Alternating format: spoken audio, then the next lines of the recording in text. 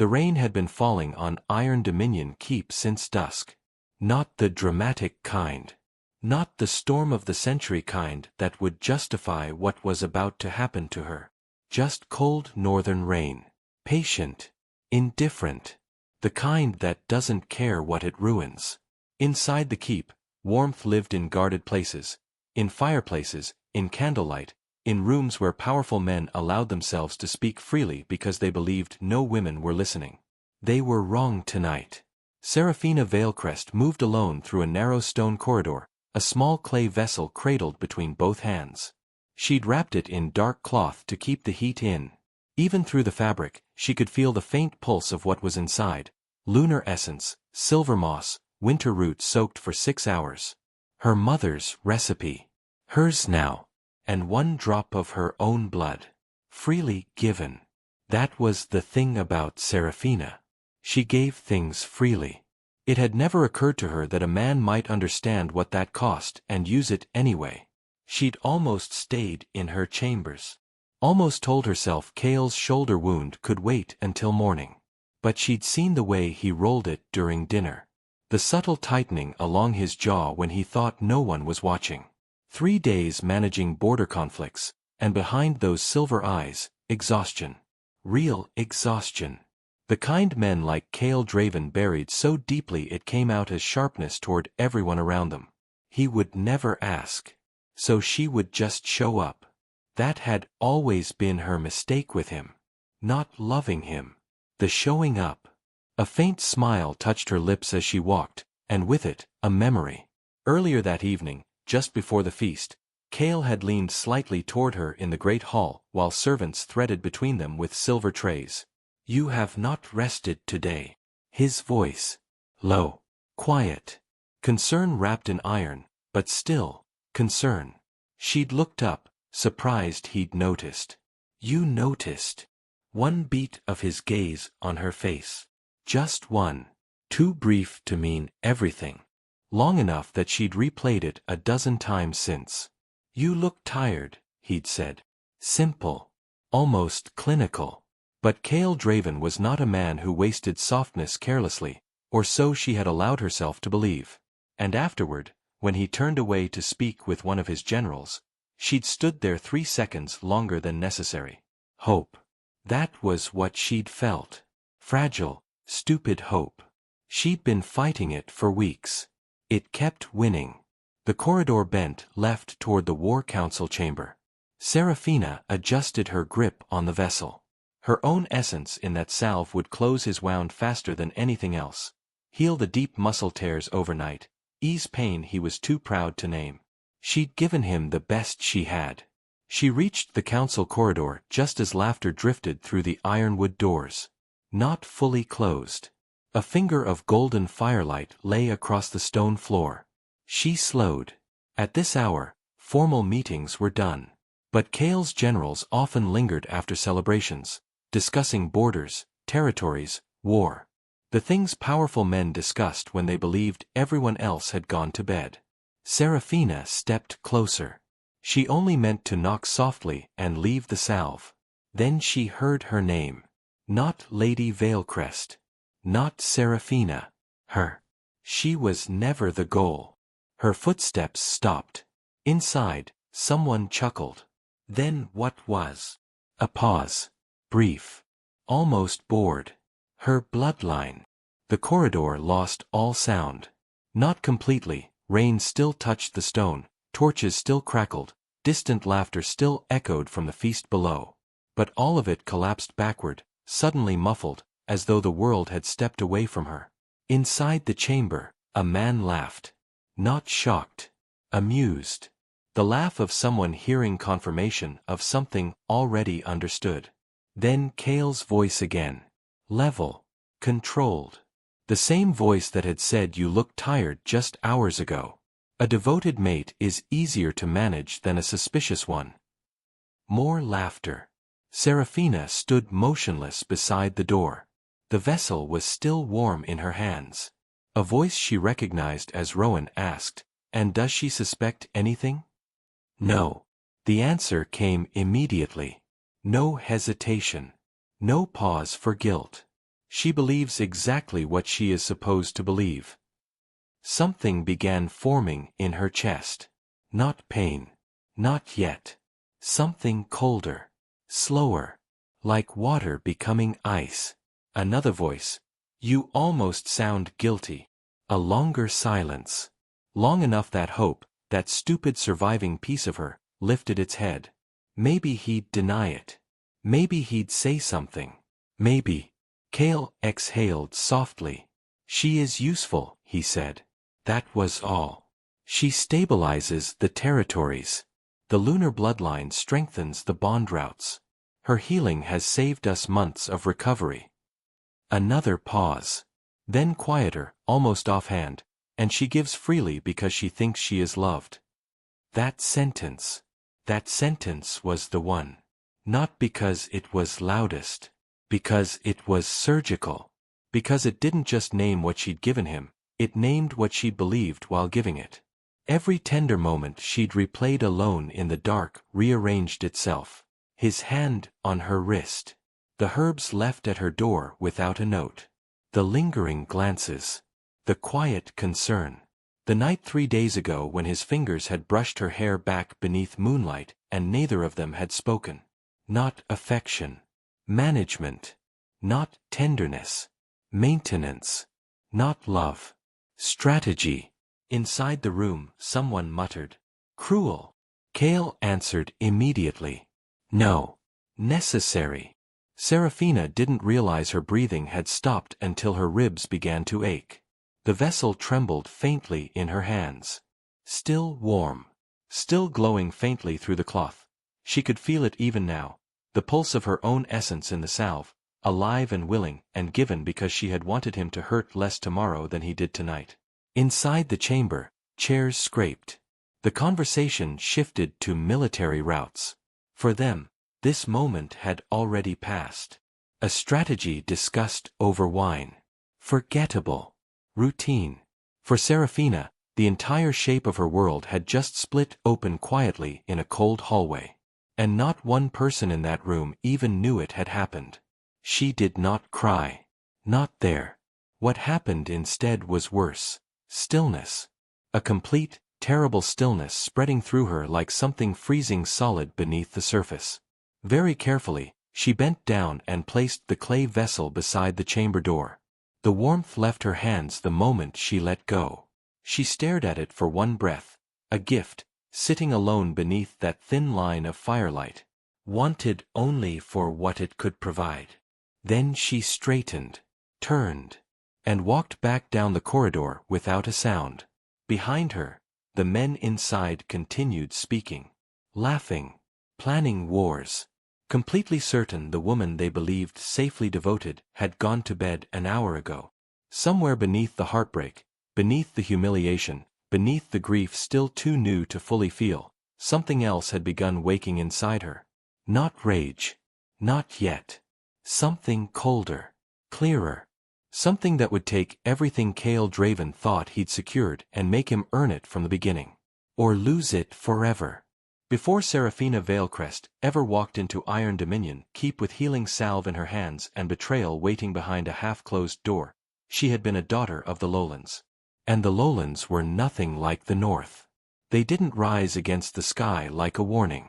They didn't have iron gates designed to make a woman feel small before she'd even crossed the threshold. The Valecrest lowlands were warm. Alive in a way the Northern Dominion had forgotten how to be. Rivers ran pale beneath moonlight, winding through silvergrass fields and healer gardens where white flowers only opened after dark. Children learned the sound of running water before they learned the sound of war horns. If the injury was too deep, if the fever had already reached the blood, if the land itself had started rotting beneath a dying moonline, you went to Valecrest.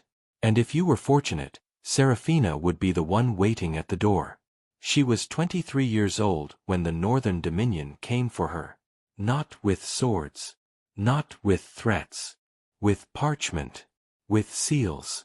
With a political offer dressed in ceremonial language, which was how powerful kingdoms took what they wanted when they didn't want to look like thieves. Seraphina stood behind her father's council door the morning the proposal arrived, hands folded, dark hair braided down her back. She wasn't meant to listen. Daughters were discussed more freely when men believed them absent. But wolf hearing wasn't a courtesy that stopped working because a council preferred privacy. So she heard everything. The Northern Dominion was offering protection, trade routes, military alliance, recognition of Valecrest autonomy under the Northern Crown. A generous offer. A respectable offer.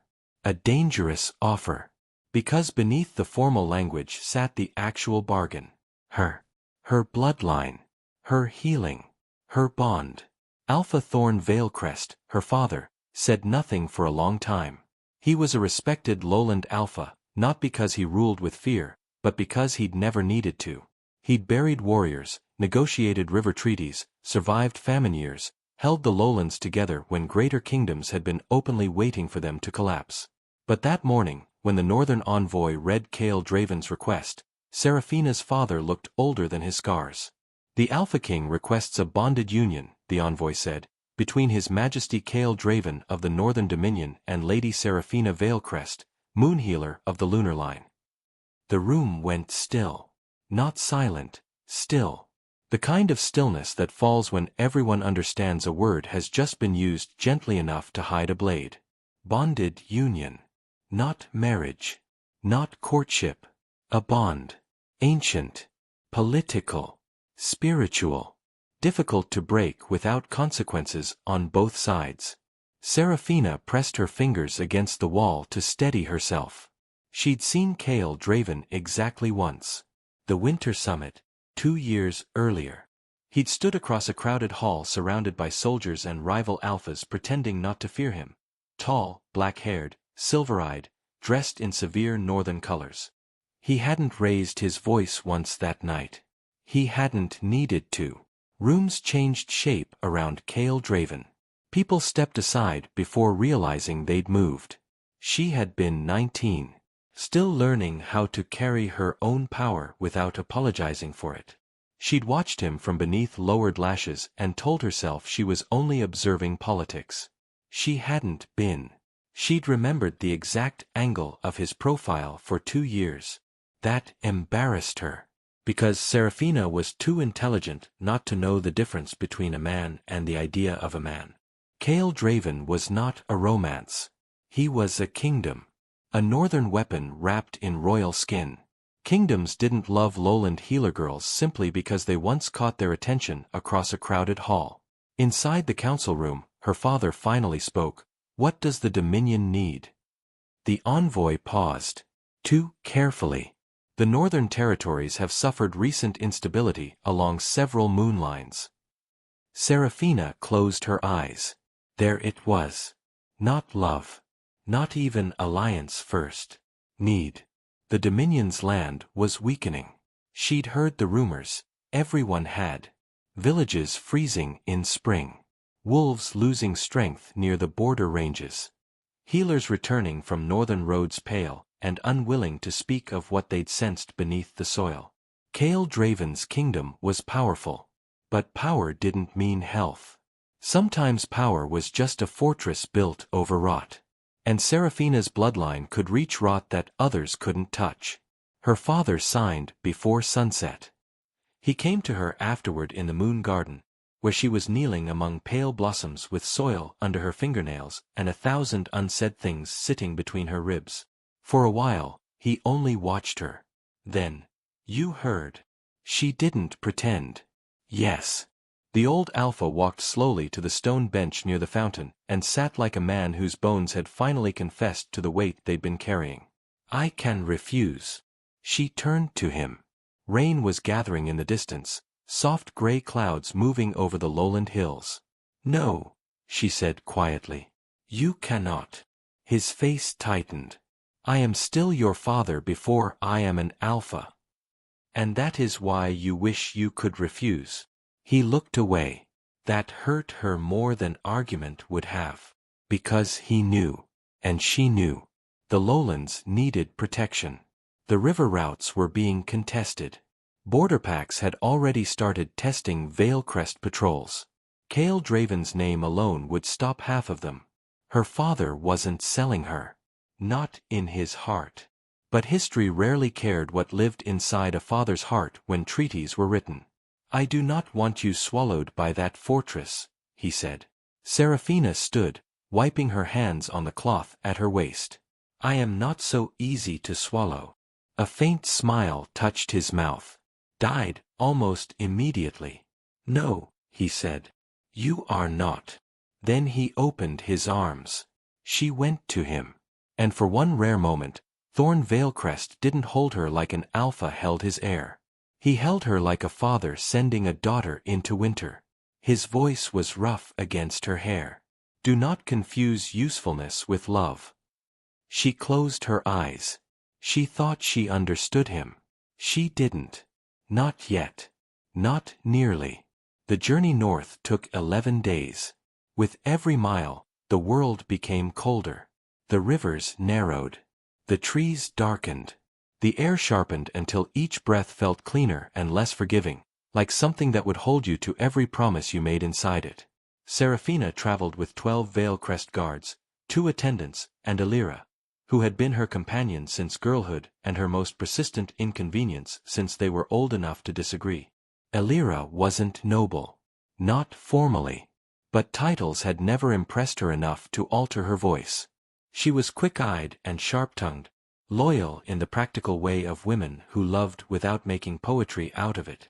She could lace a gown, identify poison in tea, insult a prince without technically breaking etiquette, and tell Seraphina the truth when everyone else softened it into something survivable. On the 7th night, while snow gathered over the camp, Elira sat opposite Seraphina beside the fire and watched her too closely. "You are thinking about him again." Seraphina looked up from the herb bundle in her lap. "I am preparing winter root." "You are preparing winter root with the face of a woman imagining silver eyes." Seraphina almost smiled. "That is disrespectful." "To winter root?" "To me." "Elira." "My lady." They stared at each other. Seraphina looked away first, which was answer enough. Elira's expression softened, but only a little. "I know what stories do to lonely hearts. Especially stories with kings in them. I am not lonely." "No. You are dutiful. Which is more dangerous." Seraphina tied the herb bundle tighter than necessary. "He may be honorable. He may be kind. He may be." Elira leaned forward. Kael Draven did not build the Northern Dominion by kneading people gently. Remember that. Seraphina didn't answer.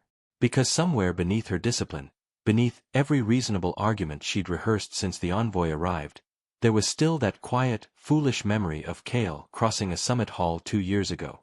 And worse, the hope that he had looked lonely. Not cold. Lonely. One lonely person was always too willing to invent that quality in another. Iron Dominion Keep appeared at dusk on the 11th day, less like a fortress than a piece of mountain that had decided to grow windows. Black towers cut into a violet sky. Iron bridges connected battlements high above the courtyard. Banners snapped in the wind, deep red and black, marked with the silver wolf crown of House Draven. The gates opened slowly. No music. No ceremony beyond the grim precision of guards standing in perfect formation. The North didn't welcome. It assessed. Seraphina sat straight-backed on her horse as their escort rode through.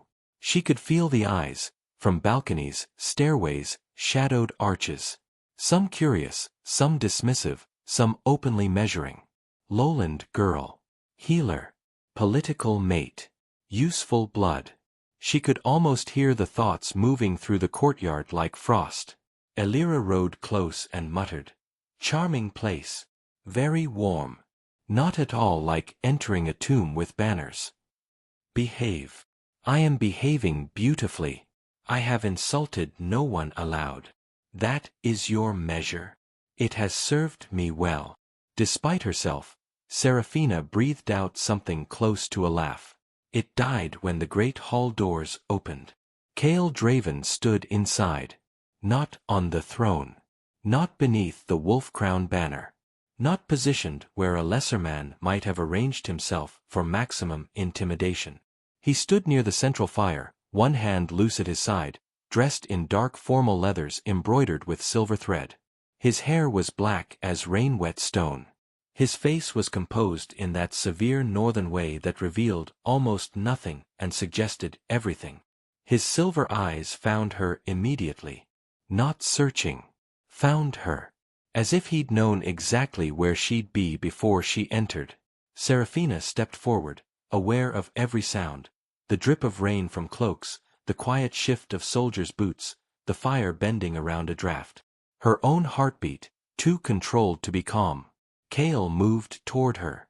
The hall seemed to make room without command. When he stopped before her, the distance between them was formal. Respectable. Still, she felt the force of his presence like weather. Lady Seraphina Valecrest. His voice was lower than she remembered. Not soft. Not hard. Controlled. Built to carry across battlefields without needing to rise. She inclined her head. Alpha King Draven. He extended his hand, palm up. The ancient northern greeting offered to an honored guest, not possession. Not dismissal. Recognition. For a moment she only looked at it. Then she placed hers in it. His fingers closed around hers. Warm. That surprised her. She didn't know why. Perhaps because everything else about him seemed carved from winter. His gaze held hers for one breath longer than custom required. Only one. But Seraphina noticed. She always noticed small things. You are welcome in the Northern Dominion, he said. Not home. Not yet. Welcome. Still, more than she'd expected.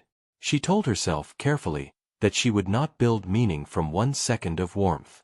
She wouldn't. By the end of the first week, she had already begun doing exactly that. Kael was not affectionate. No one could accuse him of that. He didn't speak unnecessarily, didn't flatter, didn't perform tenderness where others could observe it and approve. But he was present in ways that unsettled her. On the second morning, she requested access to the northern healing wards. Permission arrived before noon. On the third day, she mentioned that the fortress air dried moonleaf too quickly. By evening, humidifying bowls had appeared in her workroom. No note. No announcement. On the fifth day, a young servant dropped a tray near the eastern stair and froze in terror as wine spread across the stone toward Kael's boots. The entire corridor went silent. Kael looked down. Then, at the boy. Clean it, he said. No anger. No humiliation. No punishment. The boy nearly collapsed from relief. Seraphina watched from several paces away. Kael passed her without comment, but his eyes flicked once toward her face. As if checking whether she'd seen. As if it mattered. That evening, Alira brushed her hair in front of the mirror. You are making the face again. What face? The one where you mistake restraint for depth. Seraphina met her gaze in the glass. He is not cruel. I did not say he was. He listens when I speak.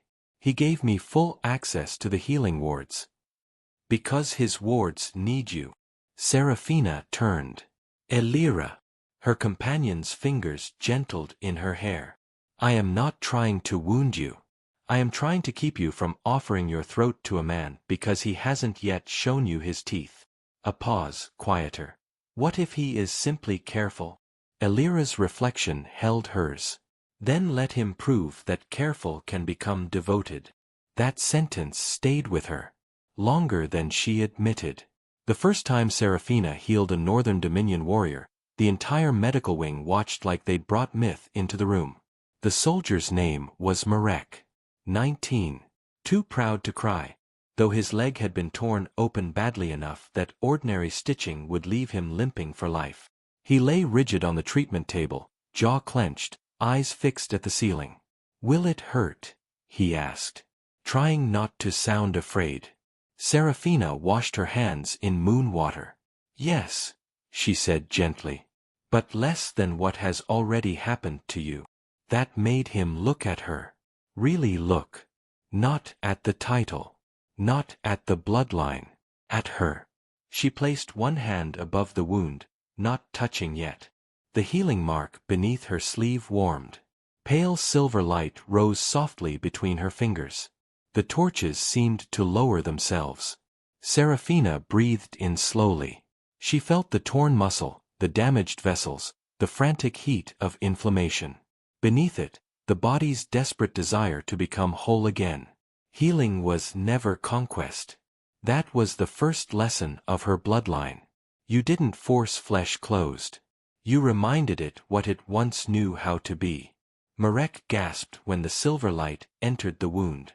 His hands twisted in the sheets. "Breathe with me," Seraphina said. "I can't. You can. It burns. I know." She leaned closer. "Marek, look at me." He did. "Barely. You are not dying today." The silver light deepened. The wound began to close, not instantly, not dramatically, but steadily, layer by layer, torn flesh remembering itself. When it finished, Marek stared at his leg like she'd returned something more than movement. "Thank you, my lady." His voice broke. "Walk carefully for 3 days," she said softly. "Then find me before you attempt anything foolish." A weak, relieved laugh moved through the room. Kael had arrived without announcement. He stood at the far end of the room, watching. He said nothing during the healing, nothing after. But that night, when Seraphina returned to her chambers, she found a bundle of northern frostbane on her work table. Rare. Nearly impossible to harvest safely. Useful for deep muscle recovery. Wrapped in black cloth. No note. Elira entered and stopped. "From him. There is no note." "That means yes." Seraphina touched the cloth carefully. "Perhaps it is gratitude. Perhaps it is politics." "Must you ruin everything?" "I am trying to make sure everything does not ruin you." But Seraphina was already smiling softly. Just enough to betray herself. She failed herself that night. Again. The night everything changed came 4 days before the final bond ceremony. The moon was nearly full. The training yard behind the keep was silvered with frost, brutal stone walls rising around it in dark lines. Seraphina had gone there because sleep wouldn't come. Too many thoughts. Too many contracts pressing against her from every direction. Kael was there. Alone. No generals. No guards close enough to hear. He moved through a sword form slowly, without armor, blade catching moonlight each time it turned. No performance in it. No audience. Just discipline repeated until it became breathing. She should have left. Instead, she watched. When the form ended, Kael lowered the blade and looked toward her. He'd known she was there. "Of course. You are afraid," he said. Not a question. Her first instinct was denial. A graceful answer. A court-trained smile. But the yard was too quiet for lies. "Yes." "Of me." She considered that. "No." The answer seemed to matter to him. "Of what, then?" She looked past him toward the fortress towers. "Of becoming useful before I become known." For a long moment, Kael said nothing. Then he set his sword on the stone ledge and walked closer. Not quickly. Not dramatically. Just close enough that she could see the faint scar near his temple, the tiredness beneath his eyes, the restraint he wore like armor even when no one else was present. "You think I do not see you?" Her breath caught. "I think you see what your kingdom needs." His jaw shifted. "And you believe that is all?" "I do not know what I believe." The truest thing she'd said to him. Kael studied her like a battlefield map he couldn't immediately read. Then, slowly, he lifted one hand. She didn't move. His fingers touched her cheek. Not possessive. Not commanding. Just there. Warm against skin chilled by northern air. His thumb brushed a loose strand of hair away from her face and tucked it gently behind her ear. The gesture was small. Almost nothing. but it was done with such unhurried care that the whole world seemed to narrow around it. No council, no treaty, no watching nobles, no bloodline, no throne, just his hand near her face beneath a nearly full moon. And Seraphina, who had been trying so carefully not to hope, felt hope rise anyway. His eyes held hers. One breath. Then another. I see more than you think. 6 words. Not a confession. Not a promise. Not love. But Seraphina's heart, starved of certainty and trained on fragments, took those 6 words and held them like flame. He lowered his hand. The cold returned to her cheek immediately. He stepped back, picked up his sword, and the moment was over. But not for her. By morning, she had replayed it so many times it no longer felt like a moment. It felt like evidence. That was the dangerous thing about a lonely heart. It could turn tenderness into proof. Proof into faith. Faith into surrender. By dawn, Seraphina Valecrest had made the most dangerous mistake a woman can make inside a kingdom built on power. She believed a man's gentleness meant the same thing as love. And from that single moment, she built an entire future. The first thing Seraphina healed was a soldier. The second was a child. The third was the land itself. That was when the Northern Dominion began to understand why Kael Draven had brought a Valecrest woman inside his black gates. Not because she looked beautiful beside him in ceremonial silver. Not because the council liked the idea of a gentler healer softening their feared Alpha King's image. The reason lived beneath the soil. The Northern Dominion was sick. Quietly. Carefully. Politically. The way powerful kingdoms try to be sick when they don't want their enemies to know where to strike. In the western villages, wells froze at midsummer. In the border hamlets, pregnant she-wolves lost strength beneath full moons.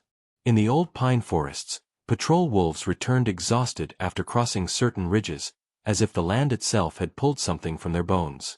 The council called it instability. The physicians called it seasonal imbalance. The priests called it a testing of the old blood. Seraphina called it what it was. Decay. She felt it first in the soles of her feet 3 weeks after arriving, walking the lower courtyard with Elira before dawn when the ground beneath her seemed to breathe wrong. She stopped mid-step. Elira stopped with her. What is it? Seraphina lowered her basket slowly and pressed one bare hand against the cold stone. To anyone watching, it would have looked like nothing. A strange gesture. A lowland woman touching old rock. But beneath her palm, deep below the fortress, something trembled. Not power. Memory. A moon line, old and strained, bent under too much use and too little restoration. It shivered against her senses like a wounded animal trying not to cry out. Seraphina closed her eyes. The courtyard disappeared. For one breath, she was inside the ancient network beneath the Dominion, feeling silver veins pulse weakly through black earth, each one strained by war, conquest, blood oaths, broken treaties, and the unrelenting hunger of a kingdom that had taken from its land for generations and given almost nothing back. When she opened her eyes, Elira was watching carefully. How bad? Elira asked. Seraphina looked toward the massive eastern tower, where Kael's council chamber overlooked everything like a judge. Badly enough that someone has been hiding it. By sunset, Seraphina was kneeling barefoot in the center of Iron Dominion's oldest stone circle while half the fortress watched from balconies and stairways. Kael stood at the edge. Silent.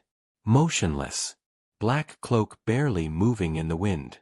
Beside him, General Rowan looked irritated. Varek Ashmore looked skeptical. The elder priest looked afraid.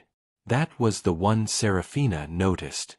Fear told the truth faster than pride. She placed both hands against the stone and let her breath settle. The courtyard had gone so quiet she could hear wind scraping over the battlements.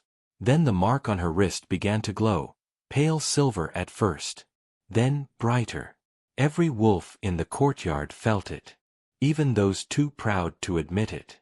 The old moon line beneath the fortress stirred. Weak. Reluctant. Suspicious after years of being used like a road instead of tended like a living thing. Seraphina bowed her head. Not in surrender. In listening. She whispered in the old Valecrest tongue, too softly for most to hear. I am not here to command you. I am here to ask what was taken. The stone beneath her palms warmed. A thin silver crack appeared near the fountain. Then, another. A gasp moved through the watching soldiers. Kael's expression didn't change. But his eyes sharpened. Seraphina felt the moon line open beneath her, wounded and furious and starving for balance. It showed her iron. Blood. Burial grounds built over sacred root beds. Oaths made in battle and never released. A kingdom fed by conquest. A land too loyal to die quickly. Pain moved up her arms. Her shoulders trembled. Elira stepped forward. Kael lifted one hand to stop her. Elira's eyes flashed. She is hurting. Kael didn't look away from Seraphina. She told us not to break the circle. And if she falls? His jaw tightened. She will not. It should have sounded cold. It did sound cold. But Seraphina heard him through the haze of pain, and some fragile part of her gathered those words like they were shelter. She will not. Because he believed she would stand. That was how she chose to hear it. The moonline surged. Silver light spilled from the cracks and rose around her in a low, luminous mist. The courtyard stones shuddered once, then steadied. Somewhere beneath the keep, the old wound closed enough to breathe. Not healed. Not fully. But no longer bleeding. Seraphina lifted her hands. The glow faded from her wrist. For 1 second she remained upright. Then her body swayed. Kael moved before anyone else did. Fast. Too fast for a man who'd seemed carved from stillness. He crossed the circle and caught her before her shoulder struck the stone. The entire courtyard inhaled. His arm went behind her back. His hand closed around her wrist, careful not to press the glowing mark. His face hovered above hers, controlled, yes. But not empty. Not empty. You overextended, he said. Low. Only for her. Seraphina tried to smile. The land was worse than you admitted. Something moved in his eyes. Guilt. Anger. Respect. It disappeared before she could name it. He rose first, drawing her up with him as though she'd only accepted his assistance, not nearly collapsed in his arms. He preserved her dignity before an audience. That had meant something to her, once. The soldiers bowed. Not to Kael. To her. One by one. That was the first change. Small. But kingdoms begin shifting with smaller things than that. By the end of the month, Seraphina's name had moved through the Northern Dominion faster than official reports could track.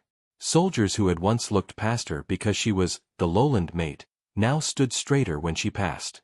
Children whispered her name with the reverence usually reserved for saints and dangerous myths. The Dominion didn't become warm toward her. The North didn't know how to become warm quickly. But it began to soften at the edges. And Kael benefited from every bit of it. He noticed everything useful. But he also noticed things that were harder to categorize. When she rubbed her left temple after land healing, a chair with a higher back appeared in her workroom the next morning. When she skipped dinner during border raids, a covered tray from his private table began appearing outside her chamber at night. When she stood by the window after healing children, sometimes he found her there, no guards close enough to hear, no council watching. You should rest, he said one evening. Seraphina leaned back against the wall. I will. That means nothing when you say it. Her tired smile came before she could stop it. Have you been studying my lies, my king? His eyes held hers. Only the obvious ones. It was barely anything. A dry exchange. Restrained. But Seraphina had begun living on barely anything. She told herself these were signs of a guarded man learning tenderness. Elira told her something else. He protects you carefully, she said one morning, braiding Seraphina's hair. But careful is not the same as devoted. Seraphina was quiet. Elira continued. A cruel man is easy to recognize when he shows you cruelty. A careful man who gives you almost enough tenderness is far more dangerous. I am not asking you to close your heart, she added, before Seraphina could protest. I am asking you not to confuse a door left slightly open with an invitation to walk through. The question that followed stayed with Seraphina everywhere she went. Has he ever said he loves you? No. But then Kael would look at her across a war table while other men argued, and his gaze would settle on her with something too focused to be indifference. He would correct a commander who interrupted her. He would stand behind her during difficult hearings, silent and solid, and every hostile voice in the room would lower by instinct. One evening in the restricted archive, she reached for a scroll on a high shelf. He appeared behind her, reached past her, and took it down before she could ask. His body close, his sleeve brushing hers. The scent of cold rain and cedar leather surrounding her for one breath too long. She turned. He didn't step back immediately. Neither did she. You should not climb shelves in that gown, he said. I was managing. I saw. And yet you interfered. A faint pause. Then, very quietly, yes. The silence after that word felt different from other silences. He handed her the scroll. Their fingers touched. Only briefly. Still, the warmth moved through her like a secret. He left before she could decide what to do with it. That was Kael. Always enough to unsettle. Never enough to answer. And because Seraphina wanted the answer to be love, she began filling in what he didn't say. The bond ceremony was set for the blood moon. A warrior's moon. A ruler's moon. Under which old vows were believed to bind deeper because even the sky appeared marked by sacrifice. Iron Dominion keep prepared for 7 days. Every allied alpha within riding distance arrived with guards, gifts, and careful expressions. No one had expected a lowland healer in silver ceremonial silk. Which meant everyone watched her. Constantly. You look beautiful, Elira said quietly, fastening the final clasp of her silver gown. Seraphina smiled. You sound sad about it. I am. I want him to deserve the way you look tonight. The room went suddenly cold for Seraphina's fingers. I think he might, she said. Elira didn't answer immediately. That restraint frightened her more than disagreement would have. Then make him prove it after the vows, Elira said at last. Not during them. It is easy to look moved under moonlight with an entire kingdom watching. It is harder to choose someone when no one applauds you for it. The words landed quietly, deeply. Seraphina wanted to dismiss them.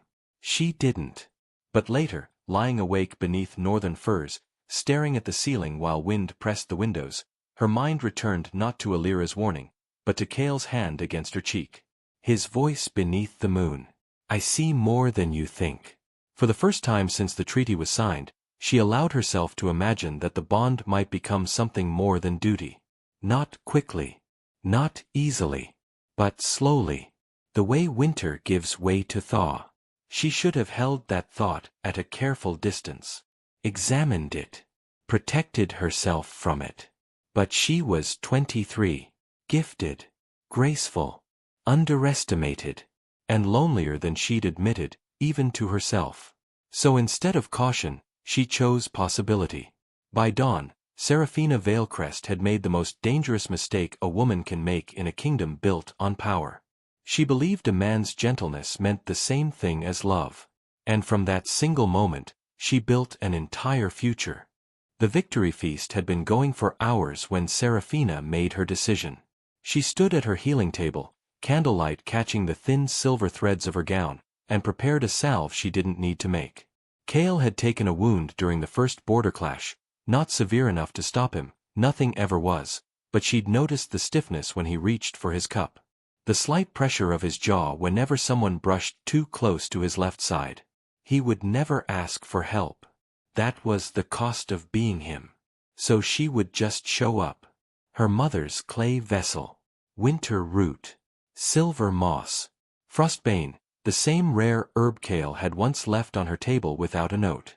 And the last ingredient, one silver drop of her own essence, pressed from her fingertip with a small blade. Freely given. The kind that only worked that way. It couldn't be taken. Couldn't be demanded. Couldn't be extracted by marriage, crown, or bond. But she gave it freely. She always had.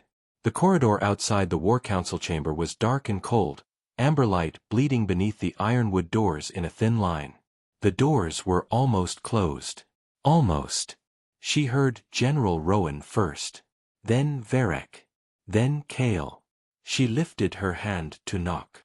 Then she heard her name. Not Lady Valecrest. Her. She handled the western line better than expected, Rowan said. Better than expected. Another voice replied. She held it in half the time the priests predicted. A chair creaked. Then Kael's voice, even, detached. She was bred for that work. Seraphina's hand stopped. Bred. The word landed strangely. Not loud. Not obscene. Just wrong. The way silk sounds when it tears slowly in a quiet room. Varek laughed softly. Careful, my king.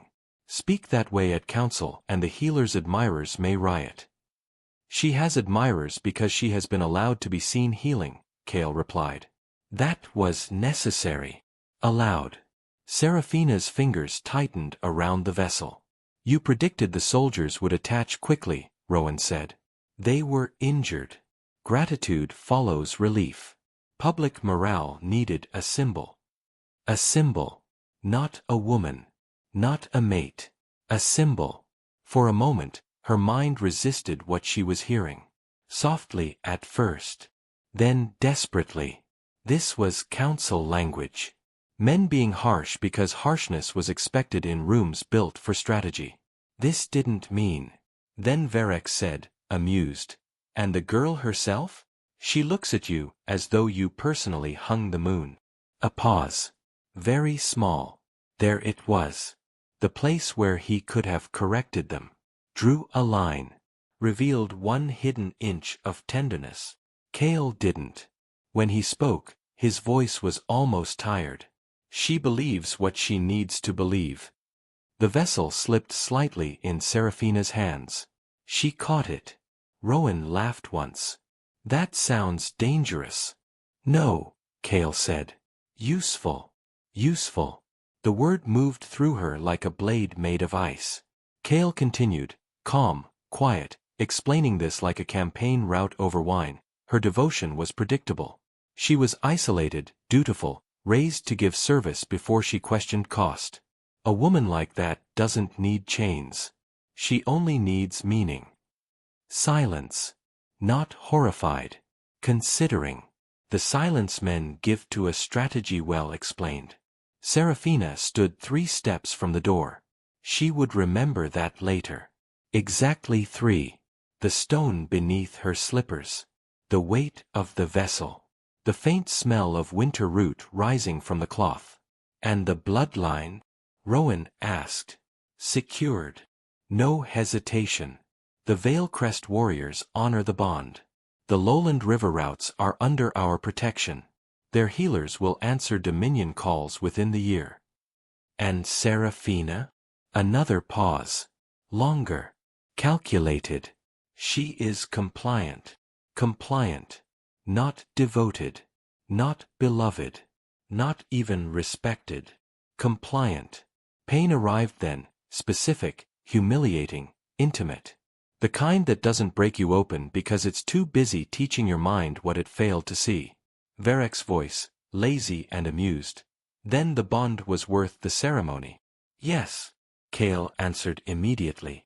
The bond gave us territory stability, healer access, and public unity. All without open coercion. Seraphina couldn't feel her hands. Only the warmth of the vessel in them. Her own essence in that salve. Still glowing faintly through the cloth. And if she becomes suspicious? Rowan asked. She will not. Not even doubt. Certainty. She wants this to be real. She wants love badly enough to interpret restraint as depth, kindness as intimacy, attention as affection. Someone inside the room laughed quietly. Seraphina's breath left her. Kael's voice lowered. She gives more when she feels almost chosen. I have given her enough. Enough. That was the word that broke everything. Because suddenly the whole pattern appeared, not slowly, not gently, all at once. The honeyed tea after she disliked the northern brew. Enough. The frostbane on her table. Enough. The hand at her back during the ceremony. Enough. The correction at dinner when a noble insulted her. Enough. The touch beneath the moon. The 6 words she'd treasured. I see more than you think. Enough. Morning came without mercy. The fortress woke as it always did, boots in corridors, orders in the barracks, servants moving with trays, warriors calling to one another beneath the eastern arch. A kingdom returning to function.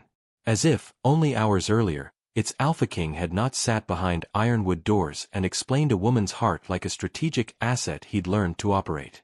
The world, Seraphina discovered that morning, did not pause for heartbreak. It expected you to dress. So she did. Slowly. Carefully. Without Elira's help. She didn't choose the soft silver of court mornings. Not the pale blue Kael had once said suited the lowland light in her skin. Not the northern cream the household had started laying out because alphamates were expected to look gentle beside power. She chose midnight. Deep Valecrest midnight blue, nearly black in shadow, edged with silver lunar thread along the sleeves and collar.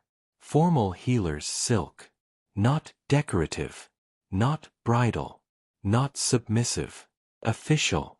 Ancient. Recognizable to anyone trained in old bloodline law. The gown did not ask to be admired. It announced jurisdiction. Elira's eyes sharpened when she saw it. You are going to council. I am. Elira looked toward the empty clay vessel resting on the mantel. You have not slept. No. You have not eaten. I will. You are about to enter a room full of men who believe they know the exact shape of you. Seraphina turned from the mirror. Her eyes were dry. That was what unsettled Elira most. Not swollen. Not red. Clear. Too clear. Then it is a good morning to correct them. For a moment, Elira said nothing. Then, very slowly, she smiled. Not happily. Proudly. Grimly. Like a woman watching a blade drawn from silk. What do you need from me? Nothing yet. Yet. Yes. The word rested between them. Small. Precise. A promise not of chaos, but of timing. Seraphina reached for the thin silver circlet of the Valecrest lunar line. She hadn't worn it since entering the Northern Dominion. Just silver. Light. Old. A healer's authority made visible. Then she opened the small cedar chest beside her writing desk. Inside lay the copied treaty documents her father had placed among her belongings before she left the lowlands. She'd thought it sentimental at the time. Practical, perhaps. A father's caution. She understood now. Her fingers moved to the oldest parchment. The bond compact. Stamped with Valecrest blue wax and Draven black wax. Witnessed by both territories. Signed before the blood moon ceremony ever took place. At the bottom, beneath the formal exchange of protection and military recognition, there were clauses written in a smaller, older hand. Valecrest script. Her father's elder. She'd read them once on the journey north. Too briefly. Too emotionally. Too busy trying to decide whether a political bond could become something softer. This time, every word opened like a locked door. No lunar healer of the Valecrest bloodline may be compelled by bond, crown, custom, territorial obligation, marital expectation, or political necessity to activate, surrender, extend, transfer, or exhaust healing essence without explicit voluntary consent. Seraphina's finger stilled beneath the line. There it was. Armor. Hidden in ink. Her father hadn't sent her into the north unprotected. He'd trusted she would find the protection when she needed it. Her throat tightened. Once. Only once. Then she folded the compact and placed it inside her sleeve. When Seraphina entered the breakfast hall, the sound of the room changed. Not stopped. Changed. Conversation slowed the way water slows around stone, everyone feeling the resistance before they understood its source. Kael sat at the head of the table, already reviewing a dispatch. Already composed. Already a king. For one brief second, he didn't look up. Then he did. She saw the first crack. Not in his face. Kael Draven didn't give rooms that much. In his eyes. A small sharpening. A recognition that something in the arrangement had changed before he yet understood how. He noticed the gown. The circlet. The absence of softness. He noticed she didn't hesitate at the threshold. Didn't look to him for silent permission before taking her seat. That she walked to the council table not as his bonded mate arriving to breakfast, but as a bloodline authority entering formal record. For 33 mornings, Seraphina had poured Kael's tea. Not because anyone demanded it. That was the genius of small expectations. They became duty without being named. She had learned his preference without asking. Dark tea, no honey, one crushed frost leaf when he'd slept poorly. And every morning, quietly, naturally, she had poured it. This morning, the pot remained untouched. The servant paused. Uncertain. Kael's cup stayed empty. Seraphina lifted her own cup. Poured for herself. And waited. The silence that followed was almost nothing. Almost. But several men noticed. Rowan first. Then Varric. Then the household steward near the arch. Then Kael. His gaze moved to the empty cup. Then back to her. Seraphina drank her tea. Kael set his dispatch aside. Council begins in 10 minutes. His voice was neutral. I would like the healer's provisions of the bond compact read into council record before we begin, Seraphina said. The hall went quiet. Not gradually. At once. Varric's hand stopped halfway to his cup. Rowan leaned back slightly. The elder priest's eyes flicked toward Kael. Kael looked at her. For the first time that morning, everyone understood the Alpha King had not anticipated what was happening. He recovered quickly. What provision concerns you? All of them concerning lunar healing rites. Rowan frowned. My lady, those documents were ratified before the ceremony. Yes, Seraphina said. That is why they are binding. Kael's expression remained controlled. The council is aware of the compact. Then the reading should be simple. Stillness. Very complete. Very cold. Kael held her gaze. She met it without lowering hers. There had been a time when holding his eyes too long sent warmth gathering painfully in her chest. That warmth was gone now.